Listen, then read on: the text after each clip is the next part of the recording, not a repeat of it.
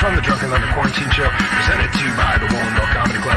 Here to remind you this is a very adult show featuring very adult subjects and very adult topics. If you're ready for a very adult evening, please get ready for the Drunken Under Quarantine Show Season 3. Remember, stay safe, stay drunk, stay underwhelming.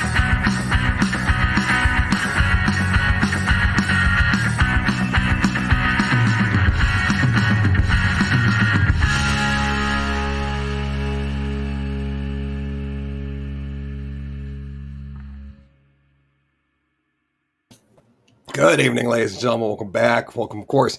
I'm, of course, Hickory, the Drunken Underwhelming. Welcome to the Drunken Under Quarantine Show, Episode 20, Season 3.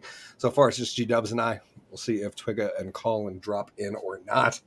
Anyways, we got a lot to get into tonight, so without further ado, let's get it. Episode 20.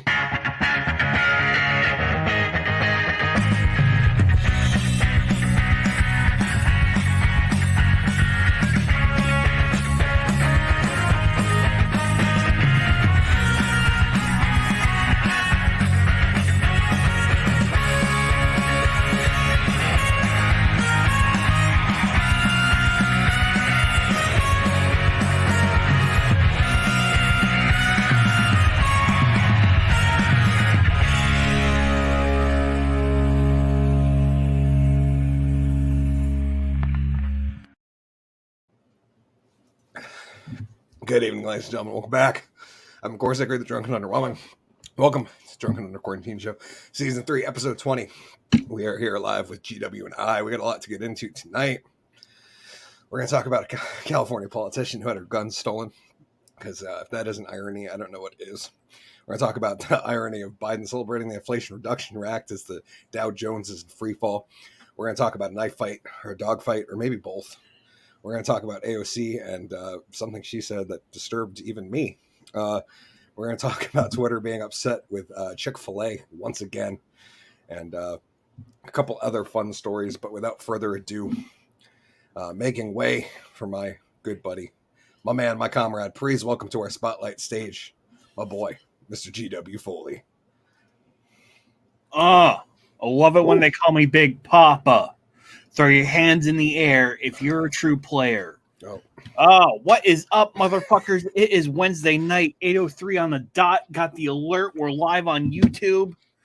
Oh, life is beautiful. Yes, just remember that. It's beautiful. Fucking, even the ugly parts are beautiful. Except for that one bitch in Springfield, Vermont. You know who I'm talking about. She's fucking ugly as shit. Fucking awful. Like a drunken Labrador had sex with a fucking rat. It's fucking gross. What up, Lynn? How's it going? Yeah, Lynn. Welcome to the show. I had a rough day today. Not gonna lie. I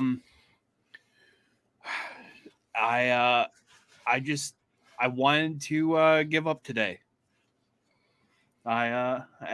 It was rough, and I was like, fuck this shit, fuck it all. I don't need it. I can go flip burgers. And then I was like, I've flipped burgers before. That fucking sucks. That's why I'm doing this. I mean, I always assumed that there'd be challenges at school, because that's the point of school, is to challenge you and not to be indoctrinated. Those two things. Challenge. Yeah, start thinking for yourself. But it was technical issues. Like technical issues that I should have fucking figured out, and I didn't. And it drove me fucking nuts. And I didn't get shit done. And it pissed me off. Anyways, that's just ranting. Just fucking ranting. That's all I got, because I mean, I could sit here and be like, oh, fuck everything, blah blah blah, but I'm not going to. I'm trying to be positive, trying to bring out the beauty in life. So I'm gonna pass it to Collen so he can be all negative and shit. What's up, motherfucker? Whoa. Fuck everything. Cheers to that. Cheers. There is nothing to be happy about. The world sucks. We're all goners. Everything's Burn it screwed all up around us. just the way we like it. Good evening, boys. I feel like I haven't been on the show for so long. It's been a while. I think that's partially because I haven't. For those of you wondering where I've been, I spent most of August in Italy and artist residency. And then last week was in South Carolina, in the dirty South. And now I'm back in Vermont just in time for all the tourists to come here. So, Yeah. Fucking tourist. Yes, here in Vermont, it looks like foliage is starting. It's just starting to turn a little bit, starting to get that cool fall breeze, which is nice because that means that the Woolen Comedy Club is no longer going to be an oven. So Awesome. that's Thank the Lord for little favors. yeah, it's the silver linings. Yeah, so what's there to talk about here? I guess I'll talk a little bit about the trip. So I ended up working on a movie about that was written and directed by a young Ukrainian director, and about kind of the conflict with Russia and Ukraine. And I guess probably my biggest takeaway from that is fuck Russia. I think that's something we're not saying enough of here in America. Fuck Russia. It was very eye-opening to see that, it's not that America is perfect, right? Or that other countries are perfect, or that we haven't done bad or wrong things in the past, because we have. But the difference is most countries after World War II kind of they reevaluated how they were behaving, right? Germany kind of thought maybe we shouldn't all be Nazis. Japan kind of thought maybe we won't take over the world. America thought, maybe we shouldn't drop nuclear bombs. Russia has never changed their thought. They still feel the same way today as they've always felt, And I guess there has been changes over the years. I didn't realize that basically the area that is Russia today is basically left over from the Mongolian Empire and where Genghis Khan once ruled. And very odd history. But basically the history is they want to kill everybody and just take over the world. That's their history from what I've gathered. And it was funny because the Ukrainians are very open-minded people, and more I guess for lack of a better word, open-minded, and just more kind of like we are here, just a little bit more easygoing and stuff. So I was talking to this young boy who was from Ukraine, and we're having a good conversation, and he just looks at me and he goes, "These Russian pieces of shit, all Russian motherfuckers must die." I'm kind of going, well, let's, easy, you can't say that you want an entire country to die, it's the government, it's not the people, right? And he's like, why can't I say this? Why can't I say I want every fucking Russian dead? Well, you say that, then you're not really, better than Russia, I guess. But I don't know. I mean, who are you going to use for cheap labor when you're done? Right. You got to keep some of them around. Exactly. Yeah, I just don't understand, and it's troublesome, because then there's this nuclear power plant. It's one of the biggest in Europe, and the Russians have taken it, but they're using the Ukrainian engineers to keep it running, and all of this just chaos. And then they're worried if it's stable or not stable, and if it melts down.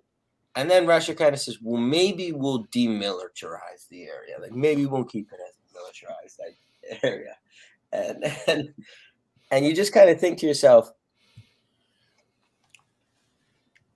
this is just a new thought that maybe we shouldn't fight the war at the nuclear power plant. Like how fucking crazy do you have to be like, I know where we should fight a war, at the power plant. I mean, Ukraine is like massive, but that's where they decide to be, and I just don't understand how as a world, no one's like advising them to be like, you know what, maybe don't fight at the power plant. I don't know, maybe find like a soccer field somewhere that you guys can go to. Like, I don't know. Yeah, it was crazy. So I ended up spending some time in Puglia, where my family's from, which was lovely. Down in Pompeii, at the base of Vesuvius, which is eerily, creepy because it's still an active volcano, So nobody really knows when, but they just know at some point Vesuvius is going to blow up and kill everybody, Kind of a weird place to live. It'd be like having Killington just be like, instead of the mountain, it's just a symbol of like impending doom,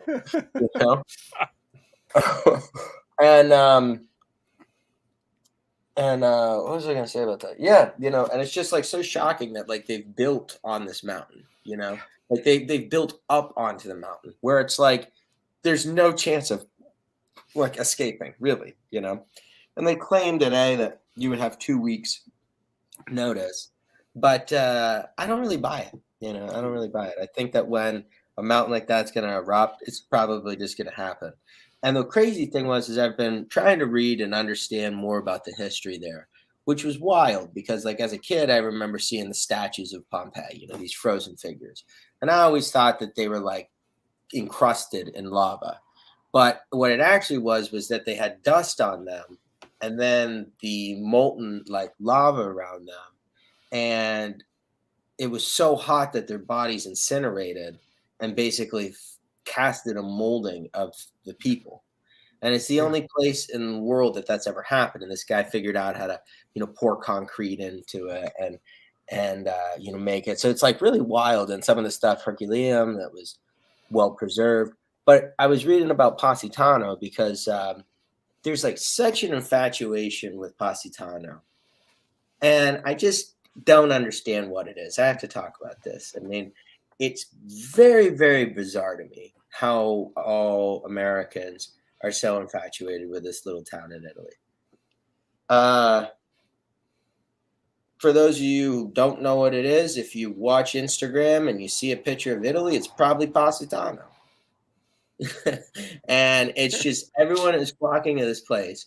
And it's a very, very small little town. And the only way you can get to it is by going over the Amalfi Coast or going around on a boat. And then you end up in this little town that basically since the 50s has really focused on catering to American tourists and European tourists and wealthy tourists. So all the servers have a little bow tie and a white jacket, and then people are like, I love Positano. And I'm like, what self-respecting Italian is going to say that they like this, the only town that's got other fucking Italians serving you in a tuxedo? You know what I mean? Like there's like completely void of any type of culture and whatnot. And this blog that I follow in that is in northern Williamsburg, growing up Italian, these guys said that they're like, we love Positano, we love it. And I'm like, what the hell do you love? They're like, the culture's so great. It's like it's all hotels. It's all just a bunch of people who are like the worst type of people from New York. If I wanted to spend more time with those people, I could just spend time in Domino Park in Williamsburg. Like I don't need to go there. It's the same of the obnoxious assholes that live in my neighborhood that are there, and then it's just everyone's just like taking pictures. And I think it's so crazy that now the game when people are traveling is they just want to take the Instagram pictures. They don't really want to like enjoy themselves, I was in one beach town that's a beautiful beach town, and there's a place where everyone takes pictures from this balcony. And I'm laying down on my bathing suit in the beach, and I look up and there are all these tourists wearing pants and clothes taking a picture of the beach. And that's when it occurred to me of where we're at in this world, you know, of like people are traveling to one of the most beautiful beaches in the world so they can take a picture of it. Like, not so that they can put their bathing suit on and go swimming. Like, that's fucking crazy. You know? So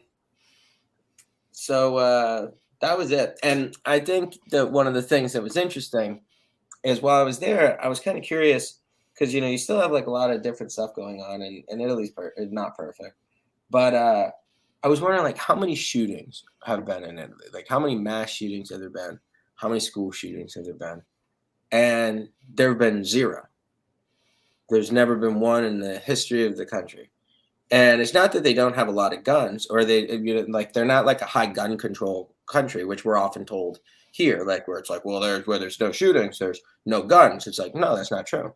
Like, 1 out of probably 5 people, at least 20% of the country, own firearms in Italy.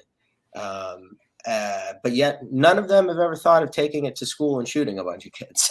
Like, wow, what a revelation, you know?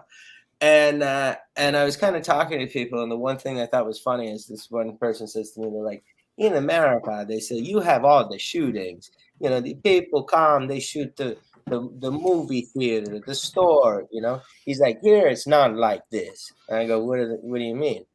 And in Italy, they have the Morte Blanca, the White Death, where you just disappear. Right? There's no big headline in the newspaper. There's no dramatic scene. You're just gone, and nobody knows where the fuck you went.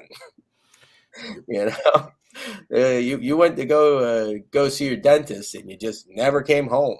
You know, and I think that there's a little bit, you know, there's a little bit more order to that. You know what I mean? I think there seems to be a little bit more of a premeditated state than we have here. So that's kind of where I'm at. Yeah. Happy to be here tonight. Keep this thing moving along. Kick us over to the guy while we get together every week. Ladies and gentlemen, without further ado, Hickory the Drunk and Underwhelming.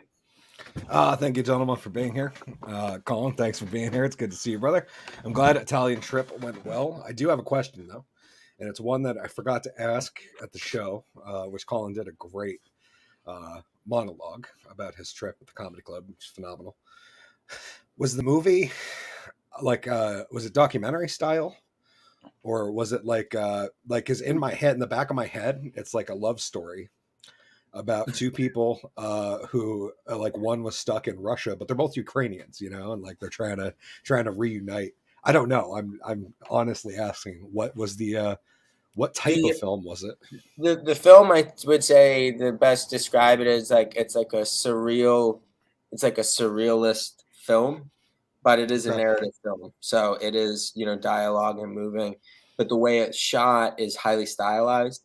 Okay. And I didn't realize that Ukraine has actually made some pretty significant contributions to cinema and cinematography.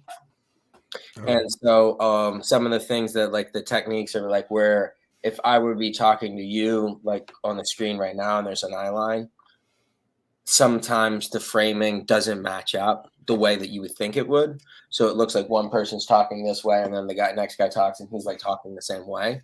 So there's like almost like a disconnect.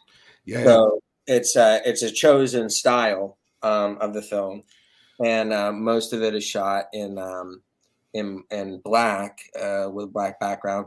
The one thing I think was funny is that the last line of the film is the boy sits alone on a bed in the ocean. And I wasn't really sure how we were going to get this shot, but lo and behold, we put a boy on a bed in the middle of the Gulf of Napoli. Oh, it came together. It came together, but it was one of those moments where I had to think to myself, Thank God we're in a country that lawsuits don't exist. Speaking of filming, our big shindig happened on Sunday. GWPR and I got together. We shot a music video, in fact, which should be, we're hoping for mid-October, because we want to release it before lawn season is over. Yes, you heard that correct. Lawn season, which up here in the Northeast, Halloween is really the last big hurrah for lawn season. Some years you get through Thanksgiving, but you better plan that October 31st, Halloween every year in Vermont, is the last day that your lawn's probably going to look good. And Collen, who isn't aware, he's heard me mention this. We did a very serious joke that is a rap about lawn care. And G-Dubs and I shot a video to it this past Sunday. Went phenomenal. Pierre Vachon was there acting with us. And I had a great time. G-Dubs, did you have fun? I had a blast. Dude, I fucking love doing it. So it was like an experience that I've never experienced, because I've never shot a music video. Spent years in bands, toured a bit, had a lot of fun hanging out, but never got to the point where we shot a music. I mean, I've been filmed playing before. Like I filmed live performances, just like I've filmed live comedy and magic, just to go back and see myself and know what it looks like from the audience member's perspective. But this was the first time I was, and I really wish we had shot like a VH1 behind the video story, but unfortunately, Lynn said, I can't wait to see this video. Yes, Lynn. I feel like whenever you get Pierre Vachon on a set, it just all of a sudden, like the whole set needs to run more professional. It's like, where's the craft services table? Pierre needs a break now. He needs a granola bar. Otherwise, he's going to start getting a little cranky. Yep. I made sure the fridge was well stocked, but nobody needed anything. It was like the weirdest thing ever. I was like, okay, I'm going to make sure got plenty of water, plenty of soda, a couple energy drinks, everything's here. I had food. We're ready to grill. I did invite a bunch of people over we're going to do an extra segment where we basically had a party and film like a party segment where there's a bunch of people just hanging out around me, bobbing, doing their thing, but nobody showed up. So we didn't film that segment. We decided to go the alternate route, but I think we have a pretty solid video when it all comes together. And since Collen hasn't really heard this, I'll share a little section of the song. Lynn, you've heard this a few times, I know, but we'll share like the first the pre-chorus and the chorus here. Anyways, the song's called Turf Type All Elite and should be dropping mid-October. Man, sometimes it feels like even the smallest things are a battle. That's because they are. My turf type, all elite, KBG, underbeat, my place, my home, my lawn is the drop zone. Turf type, all elite, KBG, underbeat, my place, my home, my lawn is the drop zone. I'm out here with this weed and feed, putting it down before the seed. Tell me again, I can't overseed everything I overseed. My KBG, growing a lawn, you're growing weeds. I'm sharpening a blaze while I'm smoking greens. Take a look at this field of trees, mine's thriving like a hickory. It's the perfect height, it's lush and green, it's spreading like COVID-19 as I dominate this block so clean. I try to stay positive, not get mean. You don't deserve to call it a lawn, bro. Looks like it's cared for by John Doe. You'd be better off, just give it up. You get a pat on the back and you get a patio. So just a quick little taste of what the song was like. It's Turf Type All Elite, written by me, beat produced by Domina Amino Beats.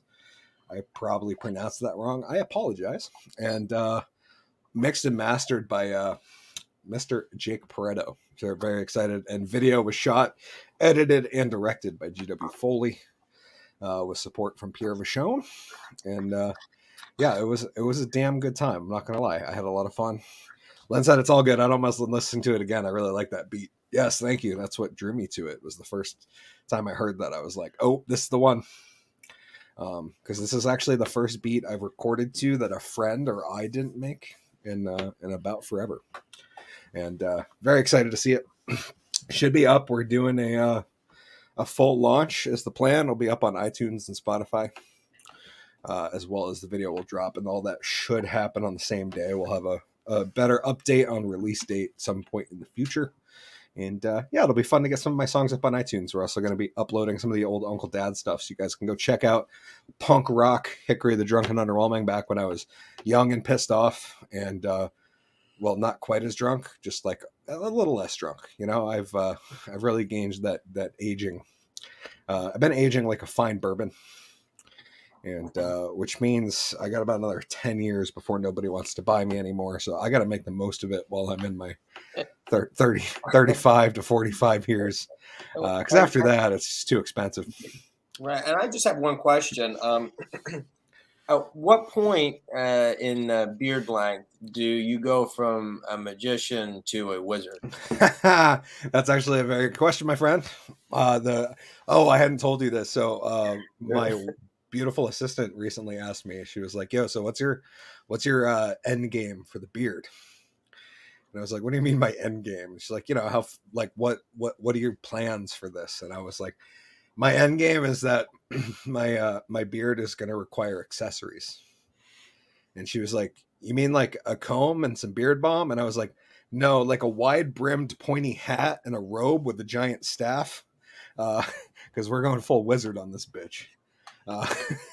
That's the kind of accessories my beard. I like the idea of you having multiple accessories. Like some days you do the Jack Sparrow beads. You know, that's why I'm so jealous of Twigga. So shout out Twigga. He's not here tonight. I don't know.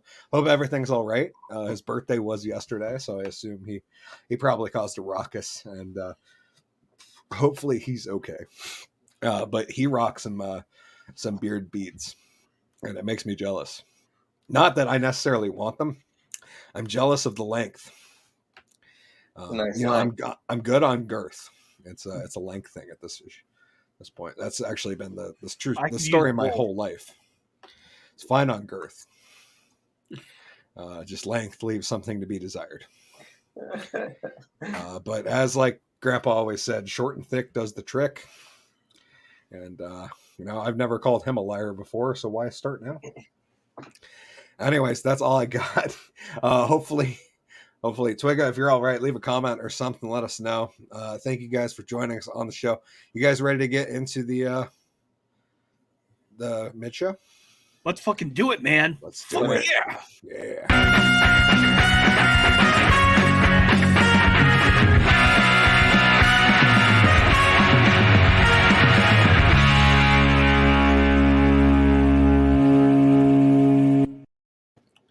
Do the old there we go, boom, and we are perfect. Nice. Well, comments. Lynn said, "Let's get it."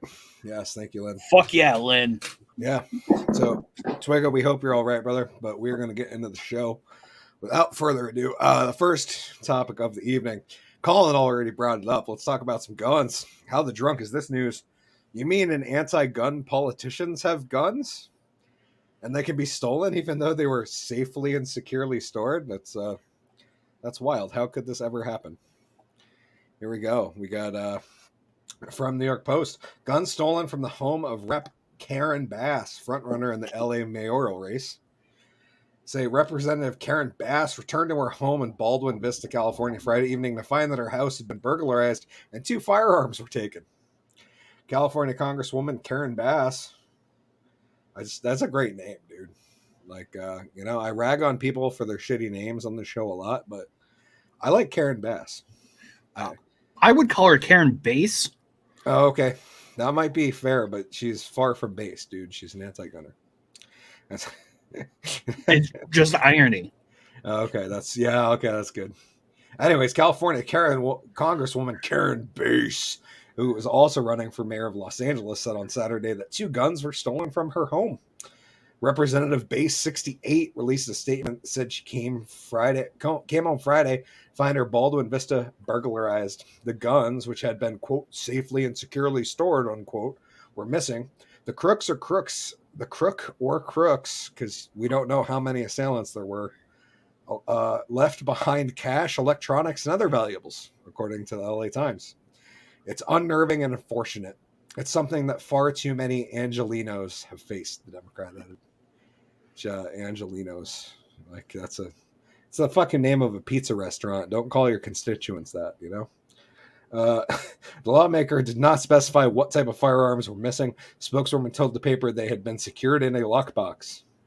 Base reportedly learned how to handle weapons in the 70s when she led the Venceremos Brigade, a group that stood in solidarity with Cuban revolutionaries. She was accused by the LAPD at the time of going to Cuba to, quote, learn guerrilla warfare, unquote. No one ever came in contact with the Cuban military or received any type of military training, Base told the Times in 83. We're reaching back to 1983 to talk about this. This is ridiculous, right? Anyways, Base is leading her opponent, Rick Caruso, in the polls. Both have pledged to crack down on crime if elected, because that seems to be a popular theme this election season. According to the outlet, burglaries in LA were up 15% in 2022. Just shocked to find that people who are for anti-gun legislation own guns. I guess that's not a real surprise. The real surprise is that she was able to acquire 2 weapons living in LA legally. Because she's a politician, she had to do it on the up and up. Don't get me wrong. As a bad dude with $1,000, you can go to LA and procure 2 weapons anytime you want. But legally, it's a battle. G-Dubs, are you shocked by this story? I'm shocked that no, I'm not. It doesn't surprise me that a fucking revolutionary has guns. That's fair. I do find it shocking with the anti-gun propaganda that she pushes. But that's the flavor of the week. That's true. You know, it's we gotta say shit to get us elected, not that we actually care or have any plan on following through with any of what we've said. Yeah, exactly. You just say stuff. Vote for me. Yeah. Well, what I love too is the vote for me. Like the thing that I love too is always just like the answer, like they give the result, you know. Like I heard someone, it was actually in Europe. This person was saying, they said, "And we are going to create energy, and we will have energy independence." Period. No explanation how. You know what I mean? Not like we're going to create more solar or we're going to do more wind. Just like we'll have more energy somehow. Like it's just so insane. And even as a kid, I used to remember like everything. It's like we're going to create jobs. How? You know, we're going to reduce unemployment. How? You know, it's just there's no other job that you can just say a result and give absolutely no explanation on how you're going to do it. You know, that's not true. I had a job once where I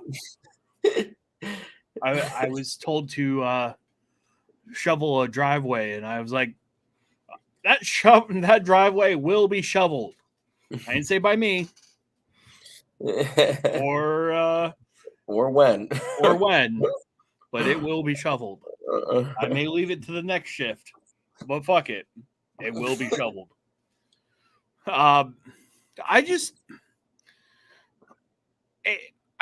It sucks being broken into. It really does. But I would figure she would have some sort of security system. Like one would think. Considering I'm a lowly drunk magician that works a full-time job and I have a security system, you think that somebody as high profile as a state politician might as well? And again, who knows? Especially living in LA, dude. Like LA is like the place where you remember that story a while ago where a car, what was it? Nick, what's his name? Casey Neistat, that YouTuber who's like the first like famous vlogger and YouTuber. This was like last year. His car got broken into and all his video equipment got stolen out of his car in LA. And like he bitched about it on Twitter. Like he went on Twitter and was like, here's the information. This is what I'm looking for, blah, blah, blah. And like Seth Rogen replied to him like, bro, it's LA. Get used to it. You know, like just like, hey, this is like a normal thing that happens here. Don't leave valuable shit in your car. It's like, I mean, you left film equipment in the car. Yeah. Yeah. I don't do that shit in Rutland, Vermont. let alone Los Angeles, California. Right. Secondly, yeah, it's just funny. At this point, too, you have to be so careful because, like, I've had friends who just had like a laptop in their car, you know. But the reality is, I mean, you smash a car window out if it's an older car without a security system. You know, I mean, it's just too easy. You know, even if it has one, nobody looks at a honking car anymore. Are you kidding? Oh no! Like not since like 2006, if those things worked. You know, dude, like not since the fucking 90s. Like I dance to them. Like that's how insensitive I am to car alarms at this point. Like they start going like burr burr burr, and you look over and Hickory's just like burr burr burr burr. Yeah. I'm like, this is my jam, bitches. When I hear a car alarm, my immediate first thought is, I hope this obnoxious prick turns it off soon. Yep, exactly. That's all I think. I don't think like, oh, maybe someone broke into someone's car. Not like I think this obnoxious asshole better get his ass out to the car and turn it off. And now we're at a point where like people are. The dude could have everything he owns inside of his car. Because we're at such a point with the economy that like you might have an old used car and not be able to afford your house anymore. All your shit's in there, and we're still just like, God, I hope that prick turns that off. It's like his entire life savings could have been stolen out of that vehicle. We're just like, whatever. It's interesting. Fuck your car, man. Crazy times we're in. Yeah. No surprise there that anti-gun politicians own guns. It's because most of the politicians that are for gun control don't even need them because they have armed security around them 24/7 that own guns that the fucking civilians can't anyways. So I was hoping that the reason that they said that the guns were undisclosed of what was stolen because they were fucking AK-47s. Yeah, she just owned a stash of them. She just owned 2 like full auto M16s and yeah. like and she bought them last year even though like new ones have been illegal for 25 years, 30 years. Couple Mag 10s. Yeah, that'd be great. And that would be more appropriate for LA, I suppose. Unless you're going to go talk to the rooftop Koreans. Pretty sure those guys are mostly armed with rifles and shotguns. I don't know, though. Anyways, let's get into the next topic of the evening. Here we go. Biden celebrates the Inflation Reduction Act on the White House lawn while the Dow is in free fall. I don't know if you guys saw this from yesterday, but the image itself is just fucking hysterical. CNN cuts away from Biden Inflation Reduction Party as stocks plunge. This is from New York Post. CNN anchors call out President Biden on Tuesday while the network airing a jarring image that showed the commander-in-chief celebrating passage of the Inflation Reduction Act, even as the stock market tanked. Republicans pounced on the Biden administration for throwing a party on the White House South Lawn, complete with performance of folk rocker James Taylor. On the same day that federal data showed the inflation rate ran a hotter than expected 8.3 in August. CNN aired a snippet of Biden's speech before cutting away with both anchors Alison Camerota and Victor Blackwell questioning the timing of the event. Quote, there's the unfortunate split screen right now with the Dow taking a total beating, down more than 1,200 points, so it feels like it's hard to be celebratory for some people in the crowd, Camerota said over the footage of Biden speaking at the White House's widely panned event. This is some video footage. Let me make sure I turn on the audio here. So I thank the Republicans who stood up. Okay, you're listening there to President Biden at the White House. He's celebrating the passage of the Inflation Reduction Act. He says that he's been fighting Big Pharma for decades. But there is this unfortunate split screen right now with the Dow taking a total beating, down more than 1,200 points. And so it feels like it's hard to be celebratory for some people in the crowd. Yeah. Oh, man. And the fact that that's CNN has to say that's sad. Well, even them, like they have to see what's going on. Like you can't say that there's so much that he gets blamed for that he has nothing to do with. I will agree with that. But there's a lot of shit he does that has a real effect on Americans that he doesn't get fucking shit for. And things like that, like, he shouldn't be throwing a. First off, the fucking act itself is ridiculous. Agreed. Let's start there. And then we're still not in celebratory mood. Like, fucking, let's start lowering the prices of shit. You know? Yeah. Well, like, to me though, it's like, I don't understand what this act hopes to accomplish or how they think to accomplish it. But 41% of all of our monetary supply in the history of this planet was created in the last 3 years, you know? And I don't understand what people thought was going to happen. And Republicans are just as equally as guilty as the Democrats. Oh, yeah. Yeah, they wanted to spend bad, bro. It's the whole federal government. Oh, yeah, I'm not. Yeah. It's the whole federal government. It's the uniparty. Because there was like 5 people who were like, guys, maybe we should wait before we spend this. And then all but those 5 people in the Senate and House were like, money printer go brrr.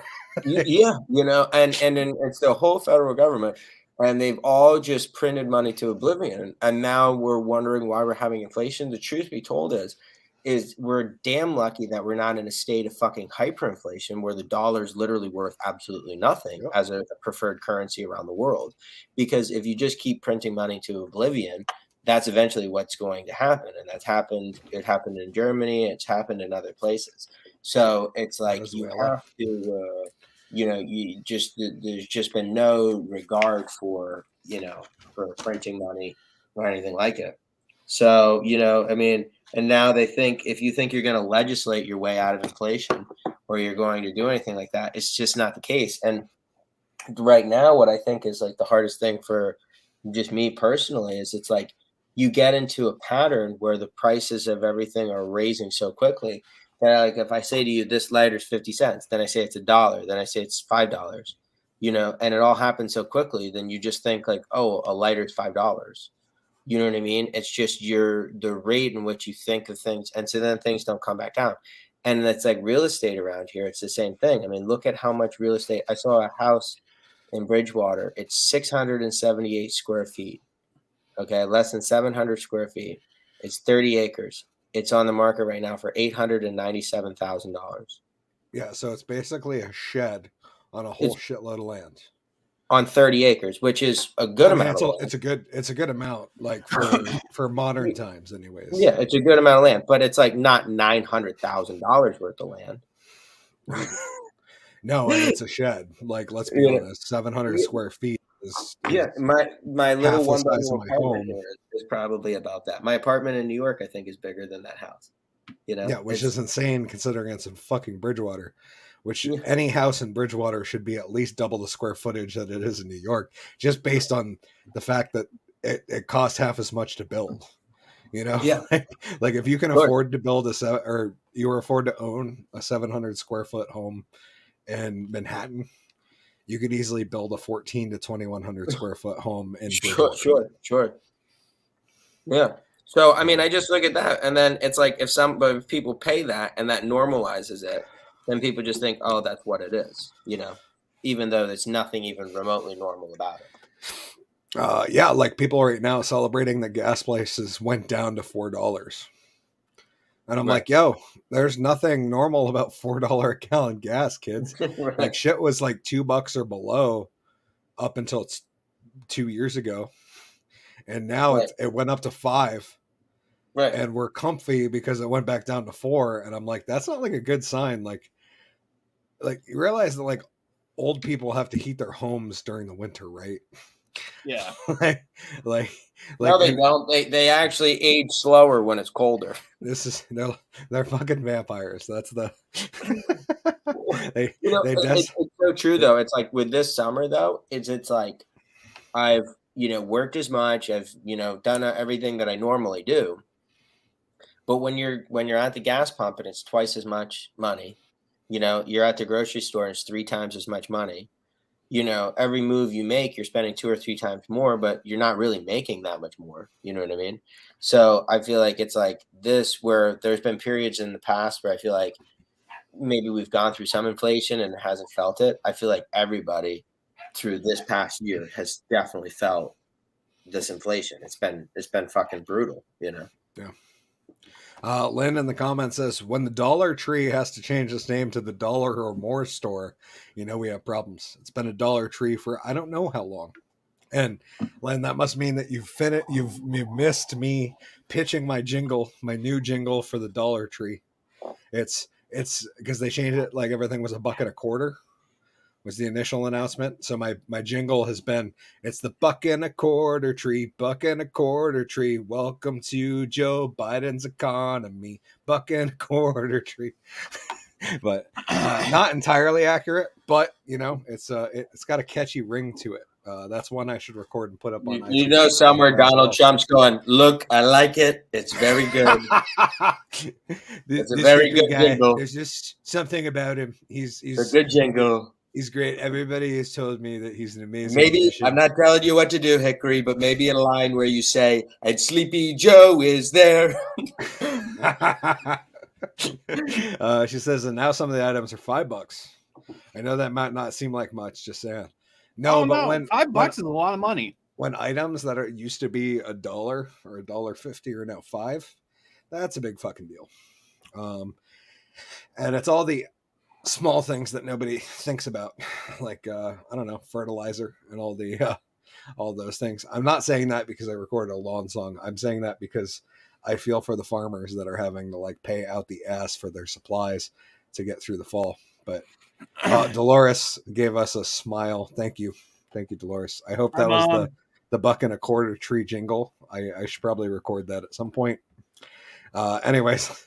Let's sketch the last part of this article here. We say stocks posted their worst day since June 2020 as investors. It's crazy. That was like that was right as we all realized that the 14 days to slow the spread was bullshit, and we were in 3 months to slow the spread, which I hate to think about now. It's probably been like 800, 900 something days of the 15 days to slow the spread. Anyway, stocks posted their worst day since June 2020 as investors reacted to the dismal inflation rate. Dow Jones Industrial Average fell nearly 1,300 points, while the tech-heavy NASDAQ dropped more than 5% and S&P sank more than 4%. This is the day in which the White House celebrates the Inflation Reduction Act, when we got a new report that shows inflation is still especially high, Blackwell added. And what we're seeing on Wall Street is a reaction to that, anticipating what's coming from the Fed. Media earlier covered the CNN segment. Investors are pricing a 68% probability the Fed will raise its benchmark rate by 0.75 of a percentage point next week's meeting. Additionally, they see 32% probability of a full point hike after seeing 0% change of such an aggressive move just one day earlier. August Consumer Price Index showed a higher than expected 6.3 increase in core inflation, which excludes volatile food and energy costs. CPI's food index increased 11.4, posing its largest year-over-year spike since May 1979. So that means food cost 11.4% more than it did in the same time last year. Biden downplayed the latest inflation, arguing the results showed, quote, progress, unquote, that the prices have, quote, have been essentially flat over the last 2 months. That doesn't seem like a bragging point to me. And I just want to say this is a fine picture of Joe Biden throwing a white supremacy symbol, right? Am I wrong? Oh yeah. We got a big old don't screen cap that on me, guys. I'm watching. Speaking of White House, Biden touted the Inflation Reduction Act as a transformational piece of legislation, though independent analysis by the University of Pennsylvania's Penn Wharton budget model and others show the law isn't expected to lower prices. Today offers proof that the soul of America is vibrant, the future of America is bright, and the promise of America is real, Biden said, as the Dow just sat there in free fall. Yeah, interesting times we live in, my friends. That almost seems like a 1984 moment, right? Where you've got like the leader of the country being like, everything's gonna get better. We passed this amazing bill, and on the screen it's just the fucking economy like It's supposed to do that. Oh yeah, that's great. That means prices are going down, everybody.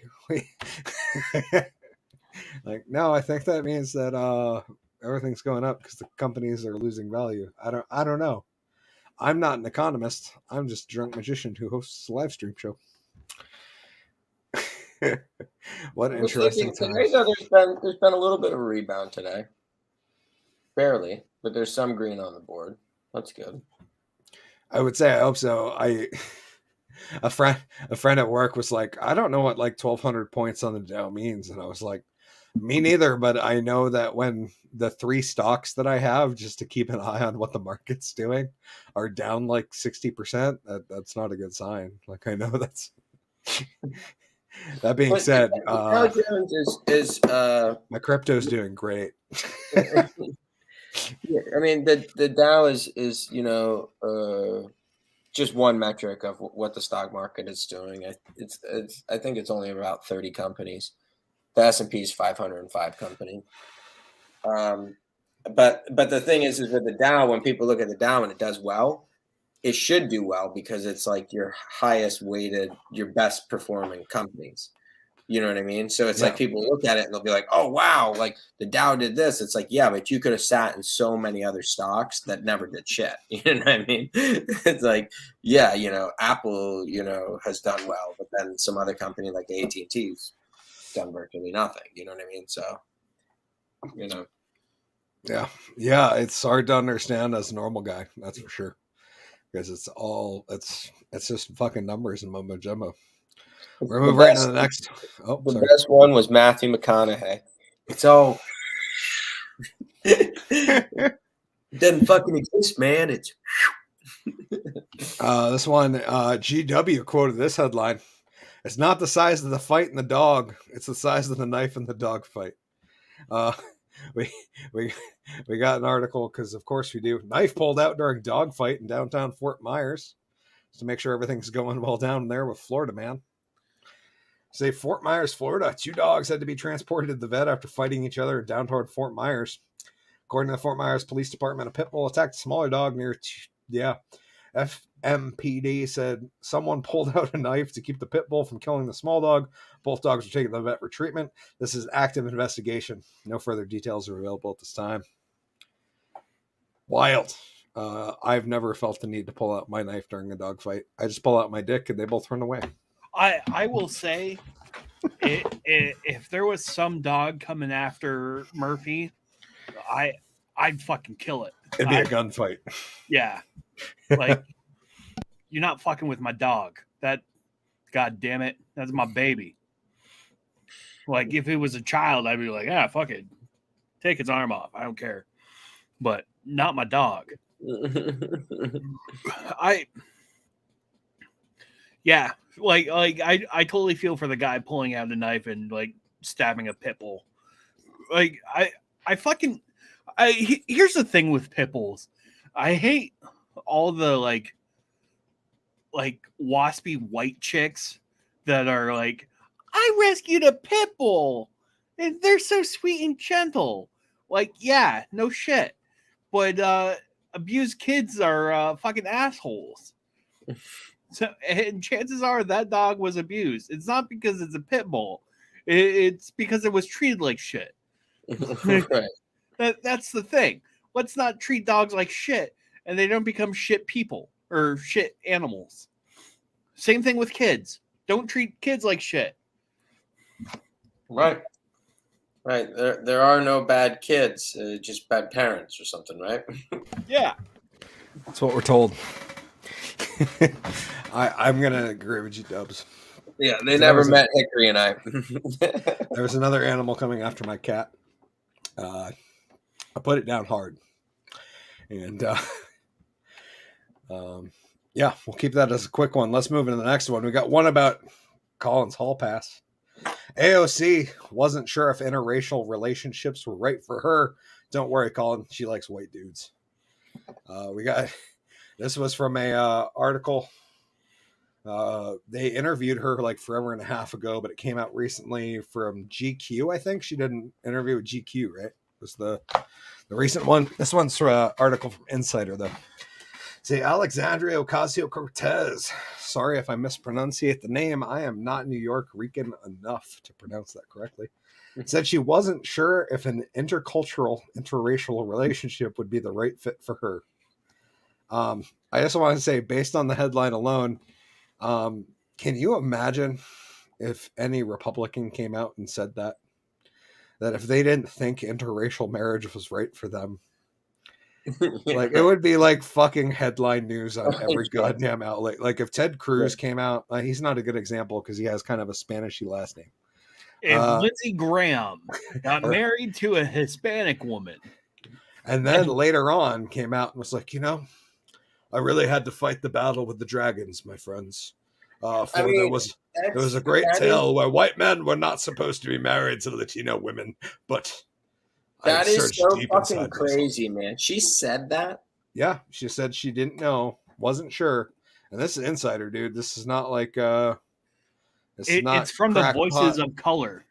Yeah, this is not crackpot conspiracy shit. This is why Voices would you of say Color. That?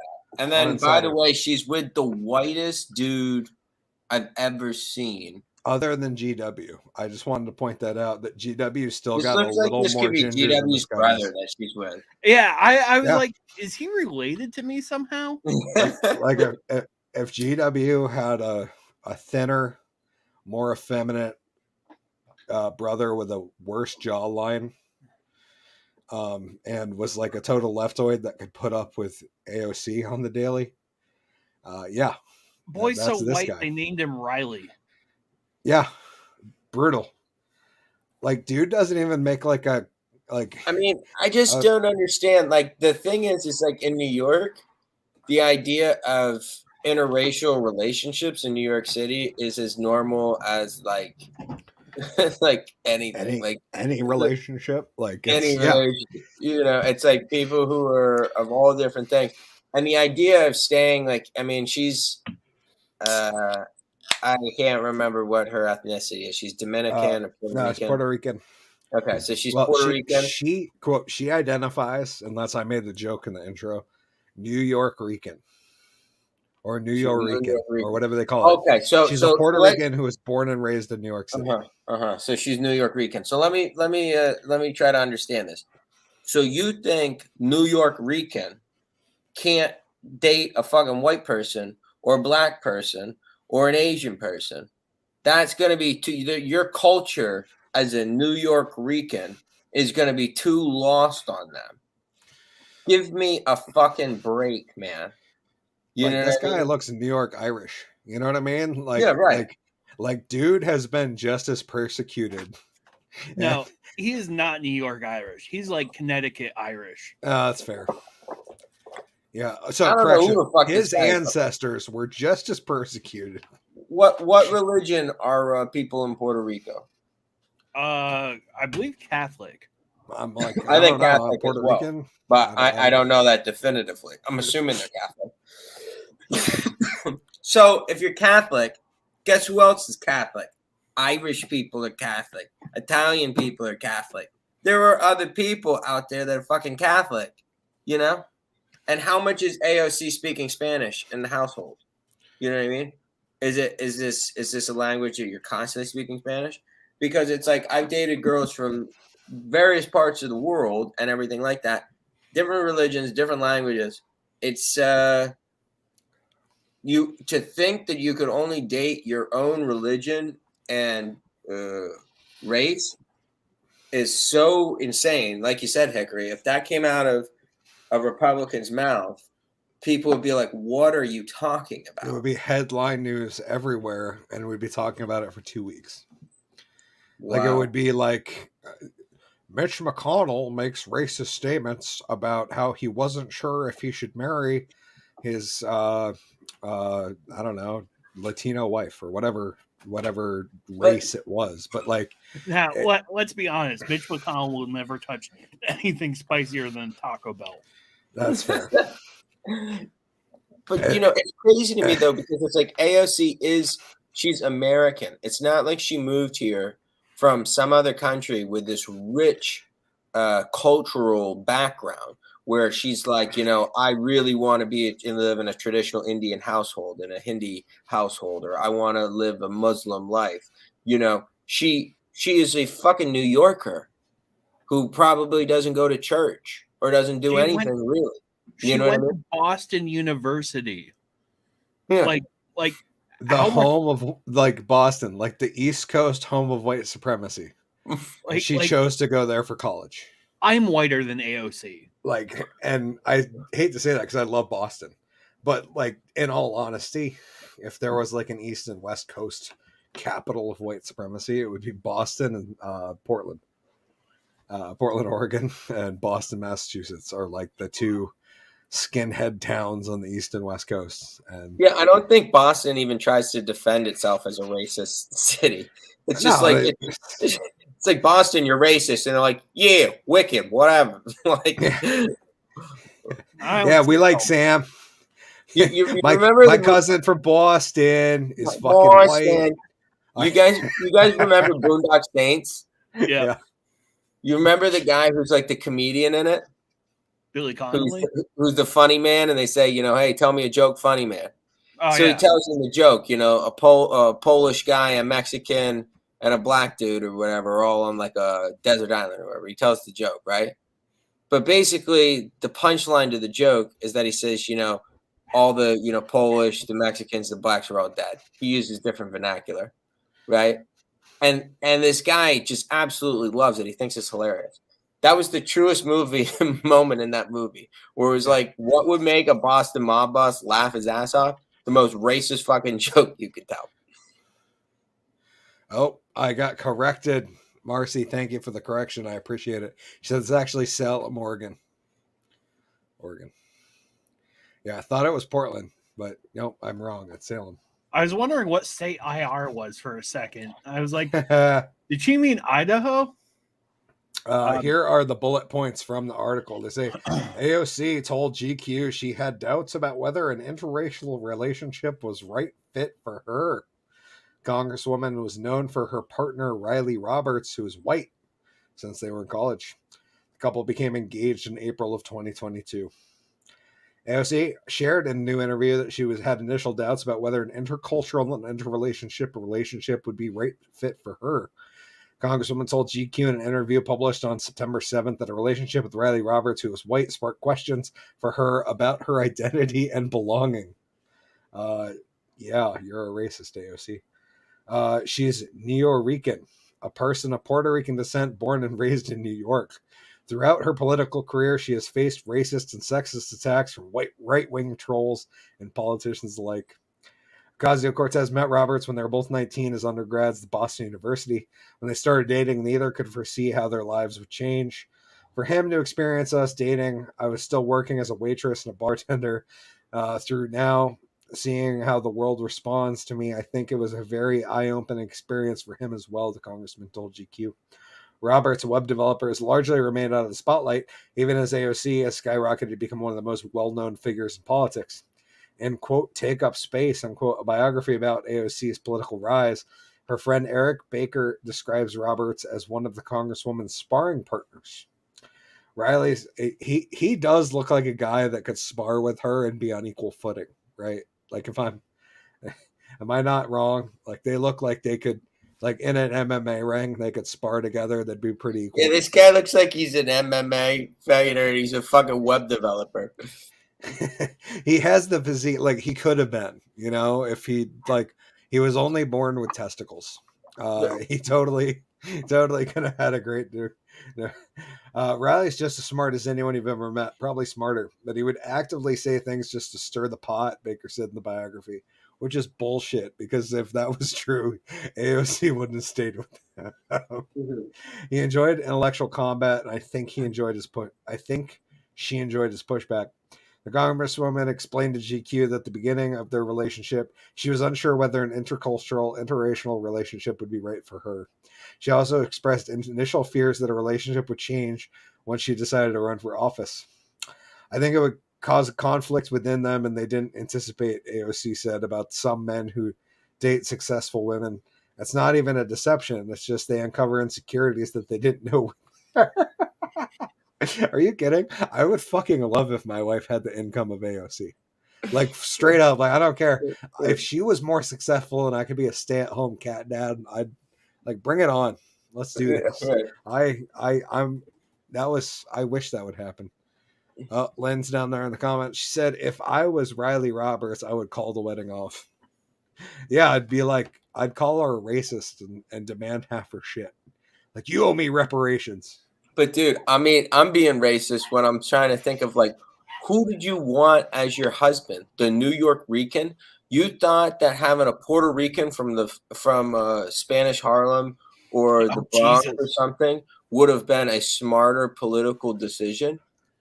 Like, you know what I mean? Like, I'm gonna get the most fucking Puerto Rican looking dude from New York City because that is gonna match my fucking identity or whatever the shit, whatever she's on that. You're from the Bronx. You're from the fucking Bronx. Why would you be like? What are you thinking? You think I could see that husband catcalling Nancy Pelosi. Yeah, exactly. Like you're about to. This is like bringing Mecca to the White House. Like you think, like what do you think's gonna happen here? Like you think that this is like, you know what I mean? Like that would have been a better political move than dating the white guy who looks like he was a captain of the football team. Such a beautiful couple. Lacrosse. It looks like he played lacrosse. What the fuck are you on? No, he doesn't have enough mullet to play lacrosse. Just saying. And that's just a guy who's like good friends with lacrosse coach and a guy who loves the sport. He needs more lacrosse hair. I'm mind blown. She should be dating Lin-Manuel Mirandez.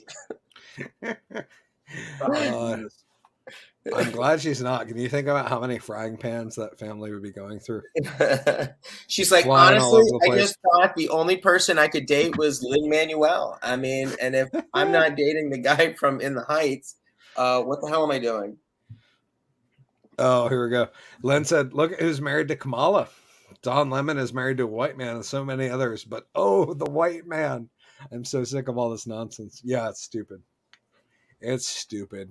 Len, I agree. All the I'm better than that bullshit going on and white people. I mean, it's crap. Just to me, it bothers me. I don't know. I mean, to me, it's like this whole thing is like, as someone who's in an interracial relationship, like I don't use that term and I don't view it like that and I don't think about things like that. You know what I mean? No, you're in a relationship. Like it doesn't fucking matter with a person. You know what I mean? And it's like it's just very odd to me to even be if you're breaking down your relationship. Like if you know my cousin Vernon's wife's from Karachi, Pakistan. You know what I mean? They met in college. They've been together. They have a kid together. You know what I mean? She grew up a different spiritual, different religion, speaking a different language from a different part of the world. See, I would never define that relationship by anything. You know what I mean? It's just a relationship they're in. No, they're two people who love each other. Yeah, you know what I mean? And me, I'd be stoked because I'd get to be able to be like, honey, this new Urdu rap track. Urdu's the common language in Pakistan, by the way. Like this new Urdu rap track came out and there's no translations for it. You want to do a reaction together so you can translate it for me live? It'll be really fun. Right. Like that would be like, right. That'd be like enjoying that swing benefit. It's just crazy to me because it's like, it's so limited. Like there's a whole world out there and people grow up in various parts of the world speaking various languages and with various cultures. And it's like, and to even be thinking that way or be talking that way, it's just so fucking primitive. I don't have the word. Regressive as shit. It's like so regressive. It's like at this point, it's like if you married a woman from China, you know what I mean? It's like I can't even. Yeah.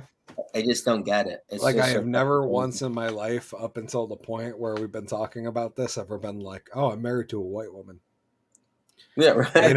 Like never once. I'm like, no, I have a beautiful assistant who's my wife, and she's fucking awesome, and I love her a lot, and like I don't care. Like she could be well, she couldn't be She-Hulk because that's, She-Hulk's an irrational bitch. But she could literally be green or blue or 3.5 feet, if you know what I'm talking about. But and I'm just like, whatever. Like, she's the person I love. I don't care. I couldn't care less. It just seems a bit regressive, and it's like I try to understand all the points that people make, and like the whole thing when people were saying about like seeing color, and they were like, you should see color, and when you look at someone, the first thing when you see a black person, first thing you should think is they're black, And I'm like sitting there, and I grew up, and I really didn't, and I was honestly saying like, I don't think of shit like that way. That's not how I see people. If someone's my friend, I'm not thinking about what fucking nationality they are or what color their skin is or something like that.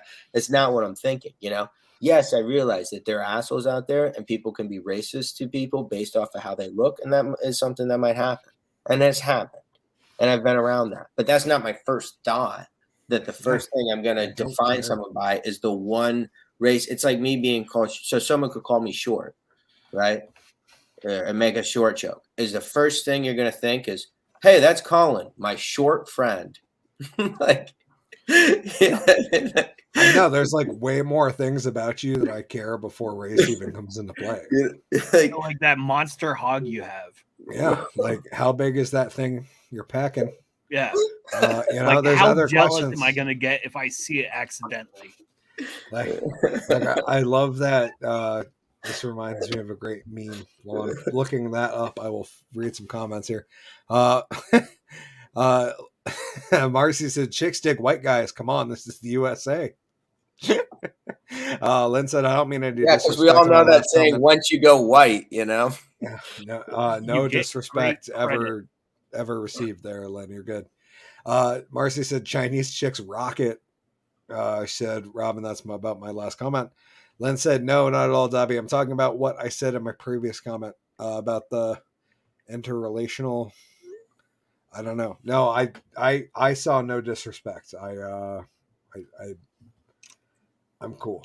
I find it disrespectful when people that shout about racism all the time say some of the most racist shit I've ever heard.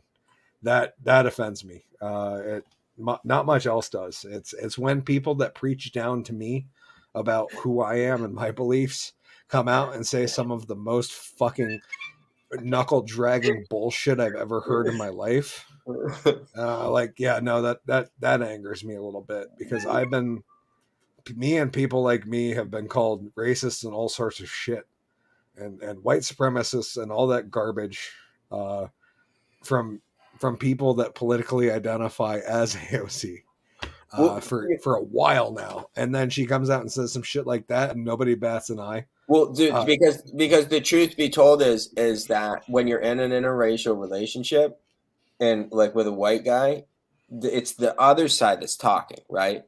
Yeah. I could never bring a girl home, tell my parents that I was dating a girl, say she's black or Asian or Indian or whatever. And they would look at me and say, "Oh my God, Collen, you're dating a black girl. How dare you?" Right? Because white people know that would be racist. Now, when you date someone who is of ethnicity and they find out you're dating a white person, they don't like that. And they're going to call you're dating a white boy. He's a white boy. And they look at you as white boy, And I know this firsthand. So it's like one of those things where, and they'll say like, even like I've had my girlfriend say, like, well, it was a bit hard for them to accept that you're white, and that, whatever. And then I would sit there and I kind of laugh and I'd be like, imagine if we flipped this conversation. Imagine if I was saying to you that my parents had a problem with me dating someone who's of a different ethnicity, right? It would be like horrifying. But it's just the way the conversation goes. Marcy says, "What makes people act racist towards you?" I mean, I'm not saying that doesn't happen to me in my day-to-day life, but like I see that shit on the internet regularly about stuff being called out where I'm like, that's not. She said, "What's wrong with white boys? They bleed red too." Yeah. And that the thing to me that's always been interesting is that there's all these there's cultural identities in every race but being white. And like, you know, anybody that culturally identifies as white is like on the fringes. Because like I've never been like, oh, me and my white friends, but like I literally hear people of other cultures like, oh, me and my Italian friends, or me and my Latino friends, or me and my black friends, and I'm just like, yeah, I've never been like me and my white friends, because those are just like the people I know, and that might be a side effect of me growing up in Vermont. That's like 99.3% white. Like I think I had like there was like 2 black kids in my high school. But there's this the You know what I concept mean? But like itself it's never mattered. Like I remember almost beating a dude up in college because he insulted our black friend who was also had the first name Kyle. And insulted us. Well, like we're walking through town outside of a bar, and he made a slur towards Kyle, and literally me and 3 other dudes almost beat the shit out of some dude in the middle of the street in Montpelier. And afterwards they were, you know, like people were like, oh my god, that was so brave of you guys, and I'm like, what? No, he insulted our friend. Like I don't give a fuck what. Like, it wasn't that it was a racist comment, it was that he insulted my friend, and like I'm gonna stand up for him because he's a drunk asshole at a bar. He was just being a dick. Like if he had said something that was non-racist towards him too, I still would have been upset. It was just that like random drunk guy insulted our friend for no fucking reason. You know, and if he had said any other racial slur, or he'd said it, you know, it was like my 3 black friends and me, and they had said something anti-white, I would have been pissed off too. I don't care. But this meme, this made me think of this meme, and I don't know, Colin, have you seen this one? Please, I want your live reaction on this.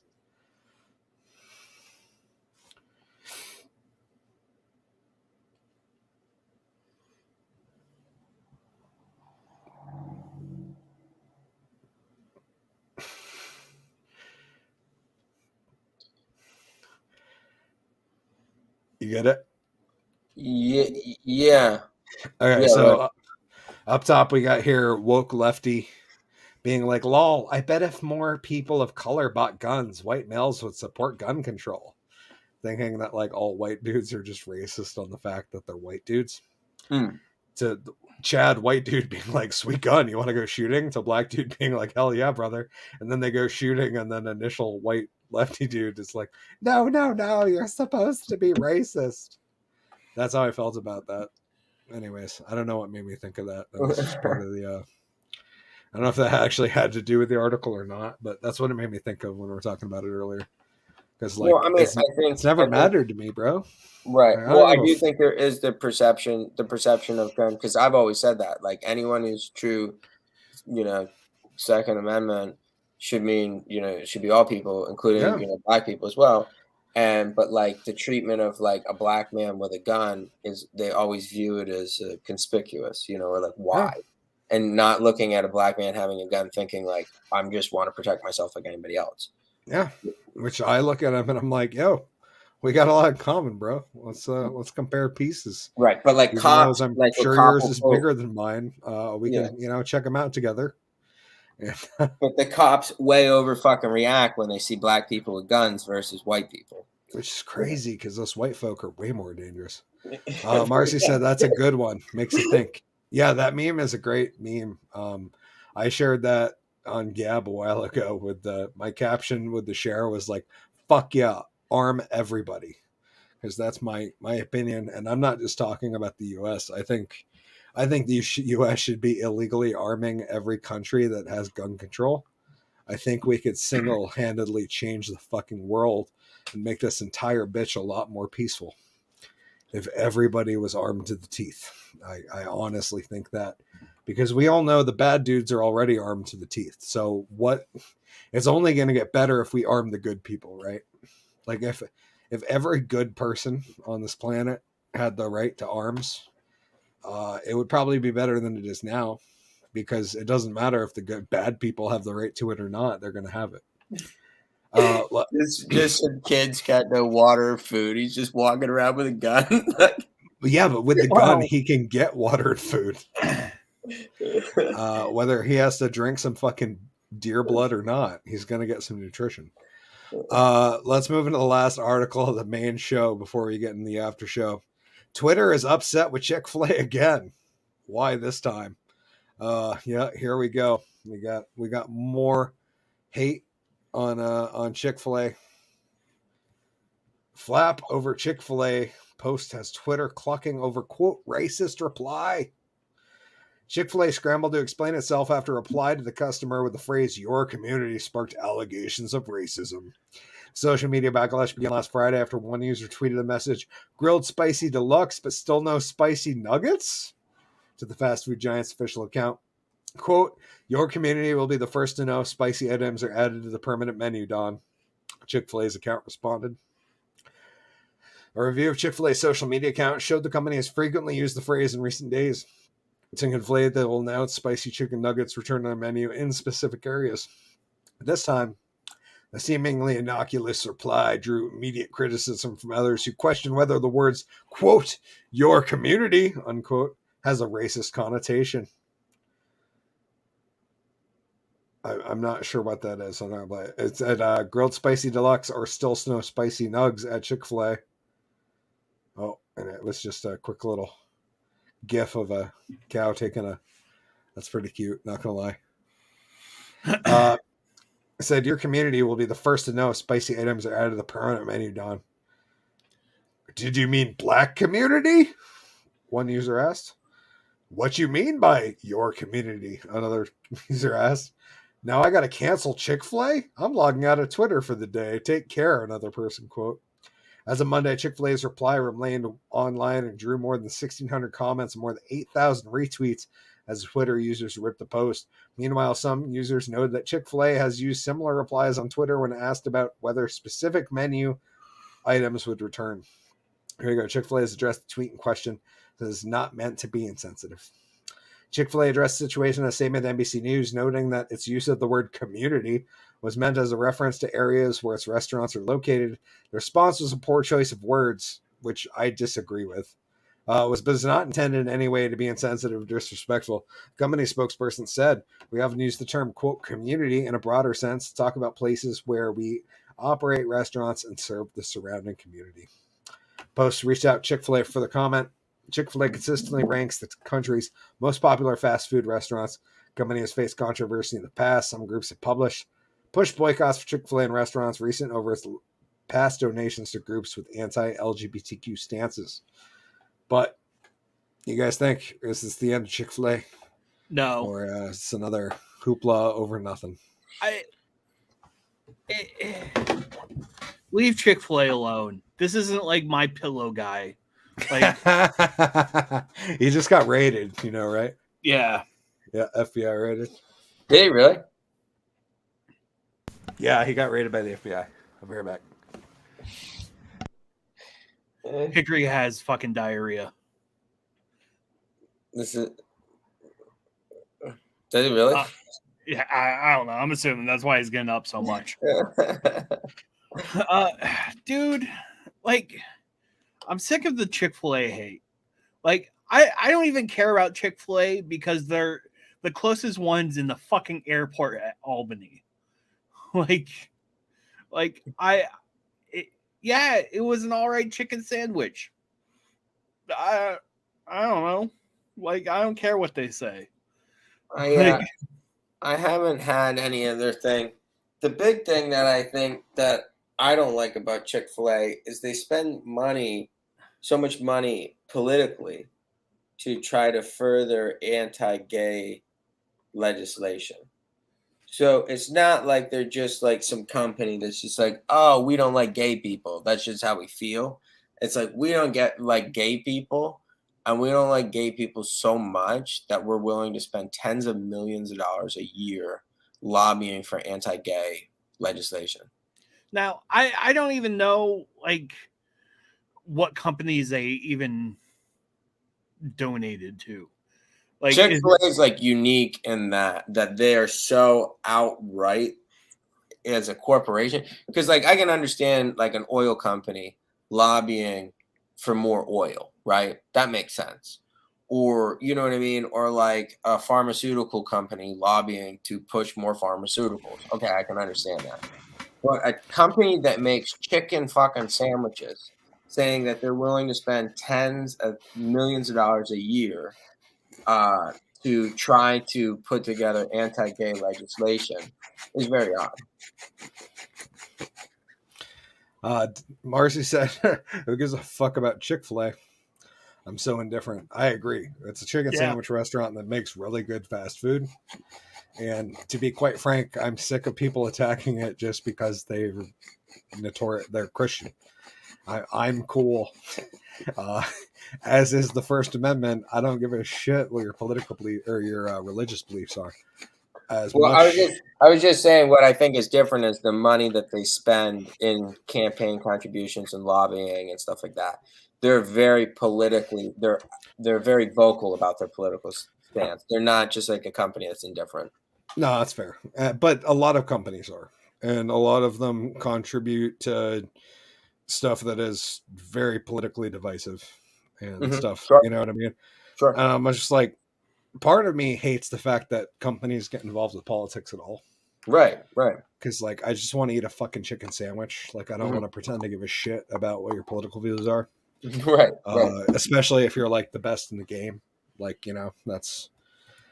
Do you make some fucking sandwiches? Well, that's what I mean. Like, I can understand, like, if Chick-fil-A lobbied for millions of dollars a year to have like more chicken killed every year, you'd be like, okay, that makes sense. You know what I mean? But like when you're making chicken sandwiches and then you come out and you start like pushing your religious agenda on other people, it's like, fuck you. You know what I mean? Well, and this one's like a little bit different though, because they've never funded anything that's like anti or is racist. You know what I mean? They have a Christian stance and they may have funded some stuff that was like anti-LGBTQ, but it wasn't anti-people of color. You know what I mean? It was like, hey, we have a Christian stance and we let's be honest, Kyle. They're in the chicken business after all. That's true. They're gonna come out and say they hate black people. I mean, Marcy said they're Bible bangers, man. I know, but they make such good chicken sandwiches. Like, I don't give a shit. And Marcy, that would have been a great time to use bro instead of man. Yeah, they're Bible bangers, bro. You know, just like if the Muslim joint in town had the best goddamn chicken sandwiches, I don't care. Because they're the best chicken sandwiches. Like, I just don't. It doesn't matter. Because as an atheist, I don't care what fucked up shit you believe in. I know I'm right. Lynn said, everyone has a right to do what they want with their business. I agree, but it does upset me when businesses get politically involved and it makes me have to care. That's why I prefer when they're just neutral and they don't say anything. Lynn said, and that goes for all teachers that are pushing their political crap on our children. Yes. Marcy said, sorry, bro. Well done, Marcy. We love you. Yeah, I think that's pretty much it. We're going to move into the after show and tackle a couple more subjects there. If you want to see us there, we're, right there. Find it over on Rumble. We are right there. One person watching live. But that's where the after show is. Rumble.com/ I don't know, just go search Hickory TDAU. We're there. And that's where the after show will be. Without further ado, you guys got anything you want to get off your chest before we get out of here? I want to say thank you, Lynn. Thank you, Marcy, for making our comment section what it is. I agree. I miss Nick. And yeah, where's Nick at? We got to get bring back Nick. Yeah. Hopefully next week we'll be back with Twigga. I don't know. Hoping things are all right with him. Hope he had an awesome birthday. So happy belated birthday to you, Twigga. We hope you had a good one, and we hope your hangover isn't too rough today. We hope to see you next Wednesday. Without further ado, that's all I got for this one. Signing out for Mr. G.W. Foley, Collen Doyle down there. Oh yeah, there we go. Thank you all for joining us on the Drunken Under Quarantine show. Marcy said, later, bros. Marcy, thank you. We love you, dear. We hope you have a beautiful night. Hope Sean's doing well out there on Chicken City. Hope everything's going well down there.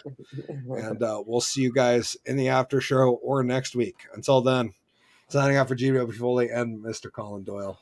Drunk Magician out. We'll see you in the after show. Cheers.